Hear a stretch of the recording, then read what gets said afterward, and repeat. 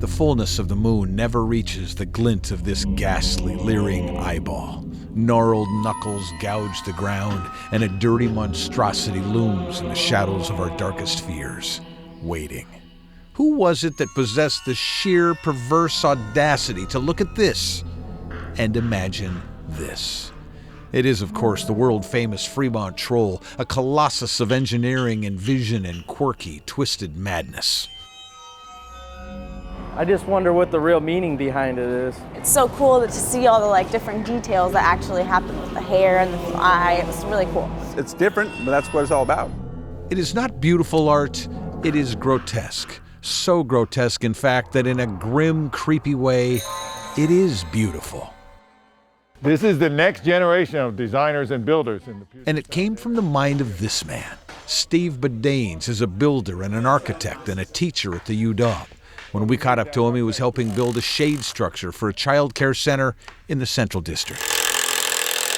And it's got the cascades have been cut into the plywood. He is reminded that none of his students were even born when the Troll was built. Since I was 46 when I did it, it makes me feel pretty damn old. The only story that needs to really be told here is that this is a collaborative project. So you had no idea, I'm guessing, when you're coming up with this idea, that this was going to be something that would be like an iconic symbol of this entire area. I wouldn't say that. Really? You had that in your mind? I think we thought it was a pretty good idea. We did a pretty good job on it, which was interesting because we'd never built a sculpture before. I'm a house builder. I built. You had never built a sculpture? No.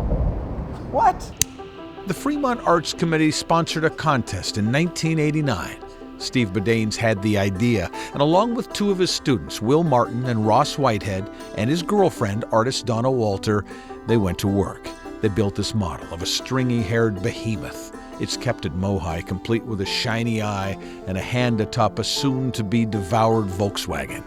They won the public vote easily. Was it a landslide? Pretty much 6-1, I think. Wow. And they set off building an elaborate framework blanketed in mesh. It has a rebar grid, and then it has mesh.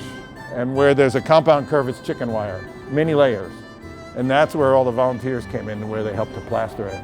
They used a real Volkswagen, and in the glove compartment were the ashes of a friend, Sandy Smith, who died before the thing was finished. She wanted it, we were building it, and she was terminally ill, and she had a great spirit. Tell me about the eyeball. That's cool. The eyeball is a Volkswagen hubcap. The famous nose that has been picked so many times and had so many heads stuck up into it. And the nose, which is fairly similar to this one. Oh, hold it. Wait a minute. You may want to get a little profile of that. The bold flaring nostrils, the triumphant bump, a stunning likeness. Why the heck not? 24 hours a day, 365 days a year, there's stuff going on here. There'll be rock bands making videos, there'll be Japanese tourists, there'll be prom photos. Several people have gotten married here. Do you like the idea that this is going to be here long after you're gone? Yeah, wouldn't you? Yeah, I would. I think that's fantastic. 27 years later, under the light of the moon, in the grimy shadows beneath the Aurora Bridge, our greatest piece of public art continues to enthrall and fascinate.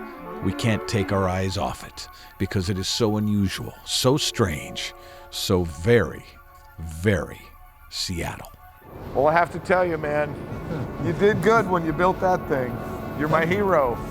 Thank you. Well done. Well done.